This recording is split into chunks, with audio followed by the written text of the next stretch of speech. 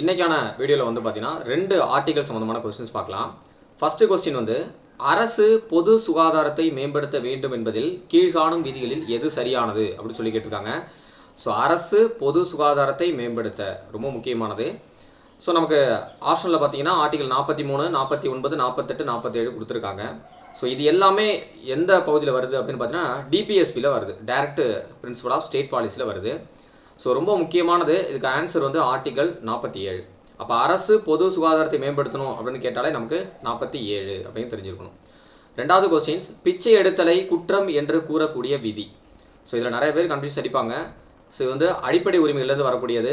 Article வந்து 21, 23, 24, 17 அப்படின்னு சொல்லி கொடுத்துருக்காங்க. ஸோ இதில் நமக்கு ஆர்டிகல் 21 அப்படிங்கிறது தனிமனித சுதந்திரம் வந்துடும். ஆர்டிகல் 17 தீண்டாமை ஒழிப்பு அது சம்மந்தமாக வந்துடும். அப்போ இந்த 23, 24 இதுதான் நமக்கு டவுட்டாக இருக்கும். இதில் 23 என்ன சொல்லுது, 24 என்ன சொல்லுது அப்படின்னு தெரிஞ்சிருக்கணும். தெரிஞ்சாலுமே இதை கன்ஃபியூஸ் பண்ணக்கூடிய ஒரு ஆர்டிகல், அதனால் நோட் பண்ணி வச்சிங்க. இதுக்கான ஆன்சர் வந்து ஆர்டிகல் 23. அப்போ பிச்சை எடுத்தலை குற்றம் என்று கூறக்கூடிய விதி அப்படின்னா ஆர்டிகல் 23.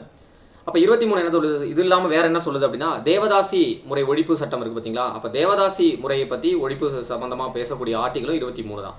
அப்போ 24 அப்படிங்கிறது என்ன சொல்லும்? 14 வயதிற்குட்பட்ட குழந்தைகள் வந்து பார்த்திங்கன்னா வேலையில் அமர்த்தக்கூடாது அப்படிங்கிறது சொல்லும், சுரங்க வேலை இந்த மாதிரி விஷயத்தில்.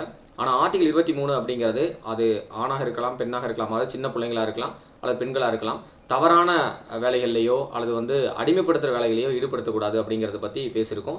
ஸோ அப்போ பிச்சை எடுத்தலை குற்றம் என்று கூறக்கூடியது. அப்போ பிச்சை எடுத்தல் அப்படிங்கிறது அது குழந்தையாக இருக்கலாம் அல்லது பெண்களாக கூட இருக்கலாம். ஸோ அதை ஞாபகம் வச்சுட்டு அடித்தோம் அப்படின்னா ஆர்டிகல் 23. இது 24 அப்படிங்கிறது சின்ன குழந்தைகள் வரக்கூடியது. தேங்க்யூ.